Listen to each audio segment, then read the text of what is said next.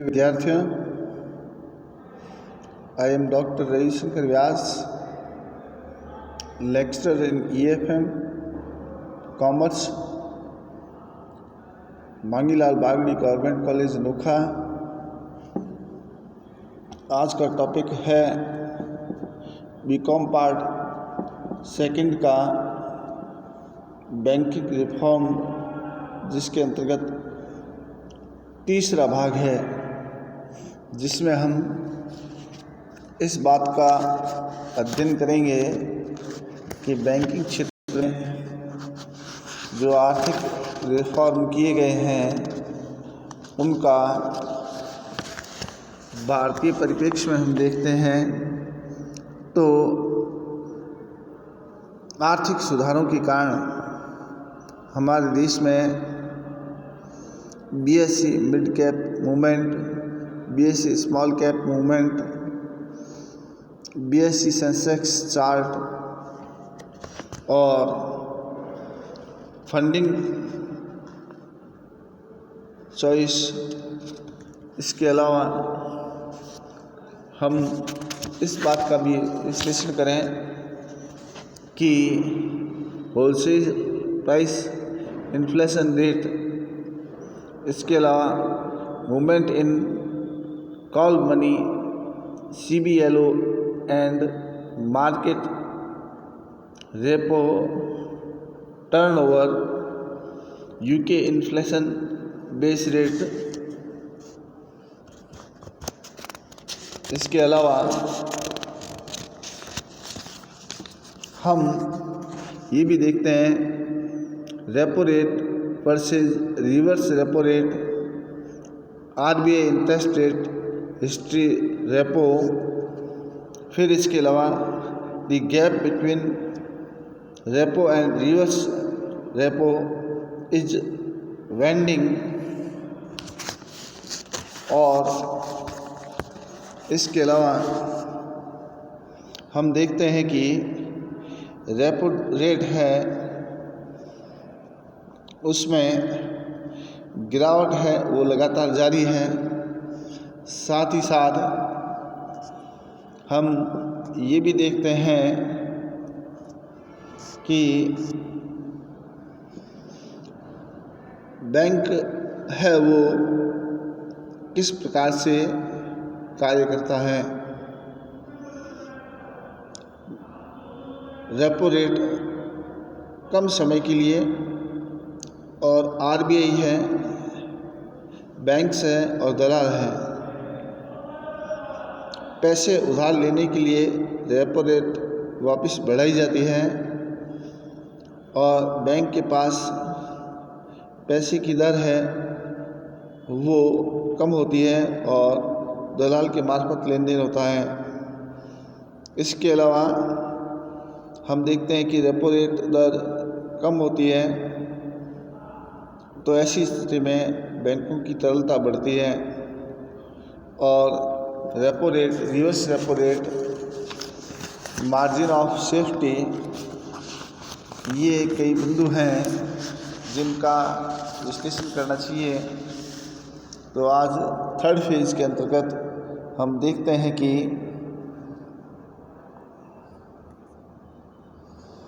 बहुत कुछ चेंजेस हुए हैं और उन चेंजेस से हमें काफ़ी कुछ सीखने और समझने का अवसर मिलता है।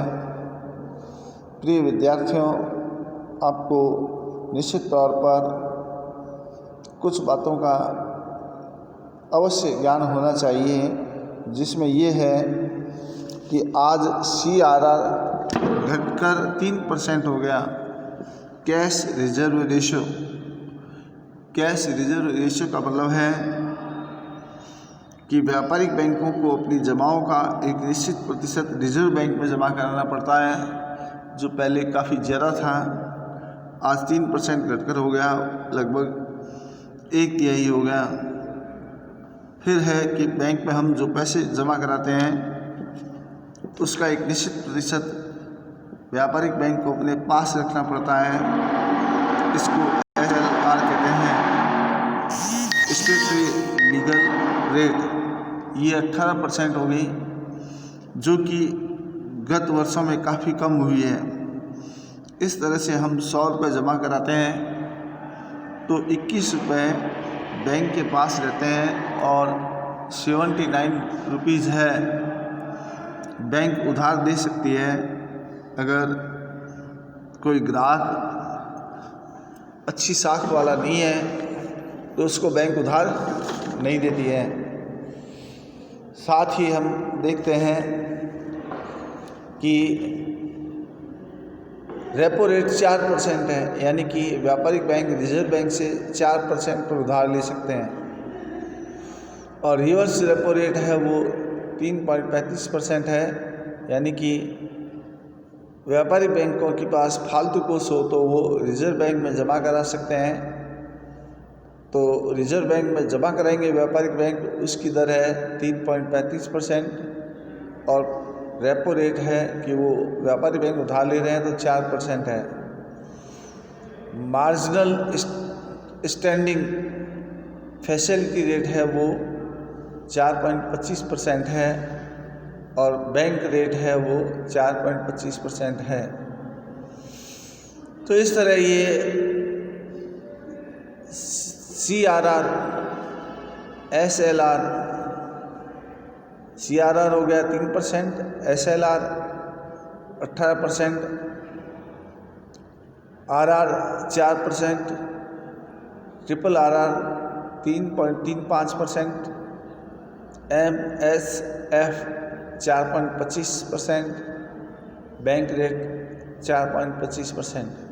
तो ये 4.25 तो MSF और बैंक रेट है वो आपको पक्की याद हो गई होगी, और SLR भी पक्का याद करना पड़ेगा 3%, CRR 3% पक्का याद करना पड़ेगा, SLR 18% पक्का याद करना पड़ेगा। ये नई मौद्रिक नीति में घोषित हुआ है, तो दोबारा सुन लीजिए। CRR 3%, SLR 18%, RR 4% और ट्रिपल RR 3.335, MFS 4.25 और बैंक रेट भी 4.25% है। इनको पक्का याद करना पड़ेगा।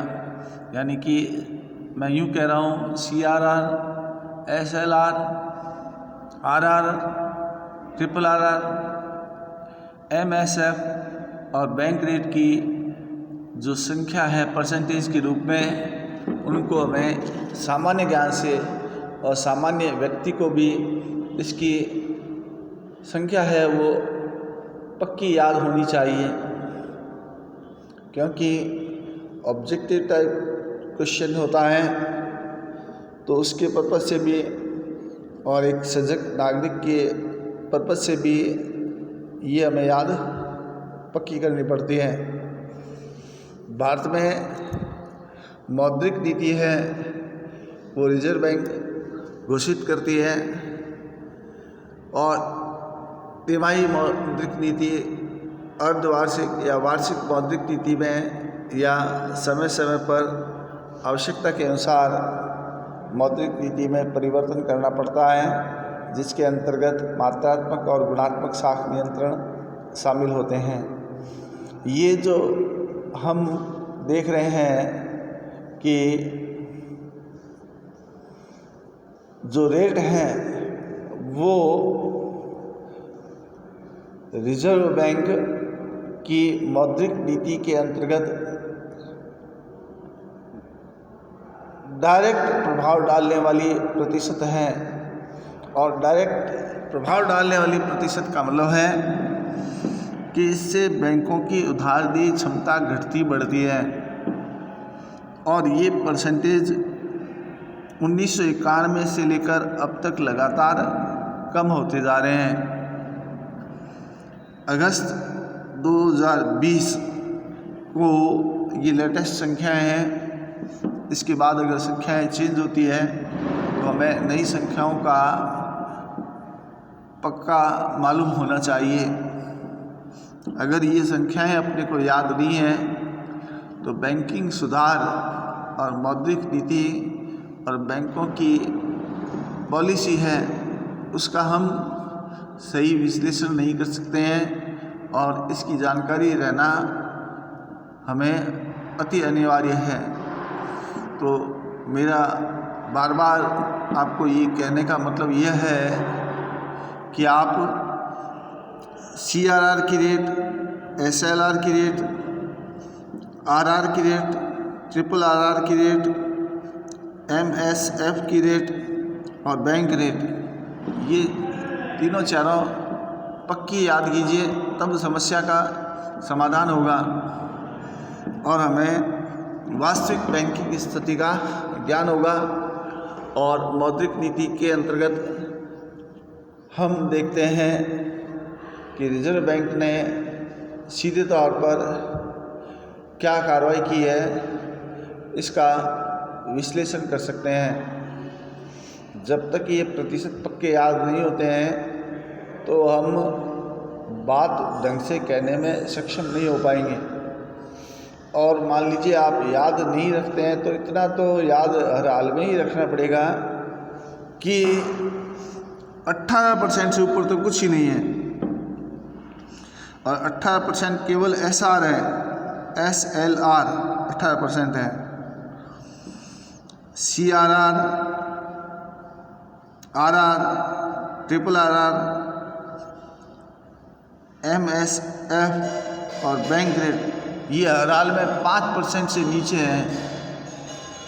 बात समझ गई है कि SLR मतलब बैंकों को अपनी जमाओं का 18% खुद के पास रखना पड़ रहा है, बाकी सबकी रेट है 4.25% या इससे नीचे है, ऊपर नहीं है, यानी कि 5% से ऊपर नहीं है। ये पक्का हमें याद रखना ही पड़ेगा।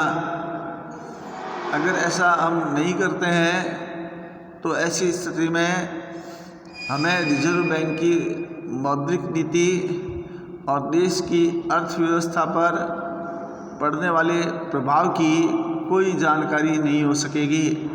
इसलिए प्रिय विद्यार्थियों, आपको बैंकिंग रिफॉर्म के अंतर्गत सबसे इम्पोर्टेंट जो ये है बात कि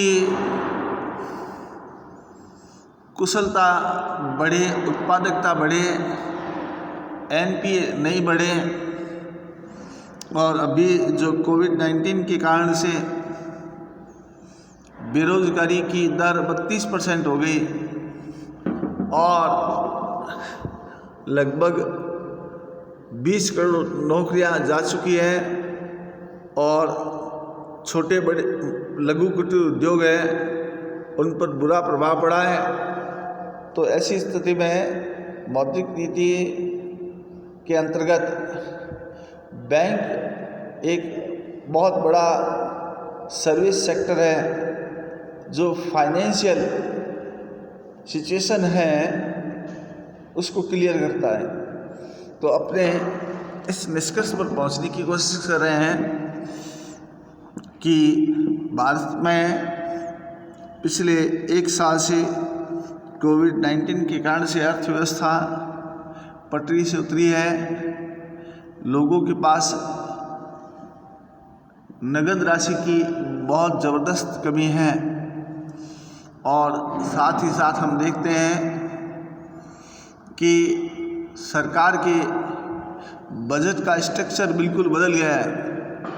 जो बजट पेश किया गया था चाहे सेंट्रल गवर्नमेंट द्वारा या स्टेट गवर्नमेंट द्वारा, उस बजट में काफ़ी कुछ परिवर्तन आया है, क्योंकि 40% बजट की जो आवंटन की राशि थी वो अलग ढंग से व्यय करनी पड़ी है। इस कारण हमें ये महसूस होता है कि लोगों की तरलता बनी रहे, छोटे मध्यम लघु कुटीर उद्योगों का, कृषि क्षेत्र का विकास हो, जनता के पास पैसा आए। और जनता के पास पैसा नहीं आएगा तो प्रभावपूर्ण मांग नहीं बढ़ पाएगी और प्रभावपूर्ण मांग नहीं बढ़ने के कारण से बाज़ार में लोगों की क्रय शक्ति खरीदने की क्षमता नहीं होगी। वर्तमान में प्रधानमंत्री जी ने आत्मनिर्भर भारत का जो कंसेप्ट दिया है, और आत्मनिर्भरता का अर्थ है कि अपने बूते पर जीवन यापन करना। अपने बूते पर जीवन यापन करने के लिए लोगों को एक बार उद्योग धंधे, व्यापार, कृषि क्षेत्र में, सेवा क्षेत्र में अपने व्यक्तिगत प्रयास करने पड़ेंगे, और उन प्रयासों को पूरा करने के लिए पैसों की ज़रूरत पड़ेगी, और बाज़ार में उधार आसानी से नहीं मिलता है, तो बैंक के माध्यम से उधार की सुविधाएं दी जाएगी। इसके लिए इन दरों में कमी की गई है ताकि बैंकों की तरलता बढ़े और कोविड-19 की समस्या हल करने में बैंक अपनी भूमिका निभा सकें। तो इस पर्पज़ से हम देखते हैं तो व्यापारी बैंकों के द्वारा अधिक से अधिक उधार देने के लिए सरकार द्वारा दबाव बनाया जा रहा है। बैंक ऋण की वसूली को ध्यान में रखती है, क्योंकि लगातार एनपीए बढ़ता है तो बैंकों की साख पर बुरा प्रभाव पड़ता है। इसलिए सरकार ने स्वयं कहा है कि हमारी गारंटी के आधार पर ज़्यादा से ज़्यादा ऋण दिए जाएं, और उस हिसाब से मौद्रिक नीति में परिवर्तन किए गए हैं। और उन परिवर्तनों के द्वारा हम देखते हैं कि आत्मनिर्भर भारत, लोकल के लिए वोकल आदि लक्ष्य हैं, और बेरोज़गारी की जो 32% की दर है उसको नियंत्रित करने के लिए इसका काफ़ी महत्व है।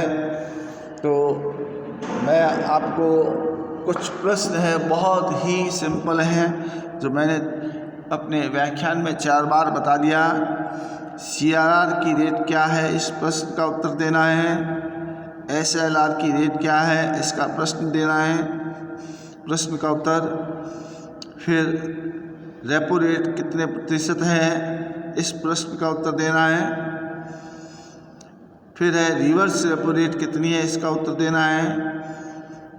मार्जिनल स्टैंडिंग फैसिलिटी की रेट कितनी है, इसका प्रतिशत बताना है। बैंक रेट है वो कितनी है, इसका आपको प्रतिशत के रूप में उत्तर देना है। तो कुल मिलाकर क्वेश्चन होते हैं 1, 2, 3, 4, 5, 6 प्रश्न। आप 6 मिनट भी पक्के ढंग से याद करने की कोशिश करो, और 2-3 बार दिन में स्मरण कर लेते हैं तो आपको जब तक मौद्रिक नीति परिवर्तन नहीं होता है तब तक आपको ये प्रतिशत बड़े आसानी से याद हो सकते हैं। इसलिए याद करने की पूरी कोशिश करें। और आत्मनिर्भर भारत, लोकल के लिए वोकल, और बेरोजगारी की 32% की दर, कोविड-19 के कारण अर्थव्यवस्था की समस्याएं, इन सब के निराकरण के लिए मैंने आपके सामने कुछ विचार रखे हैं।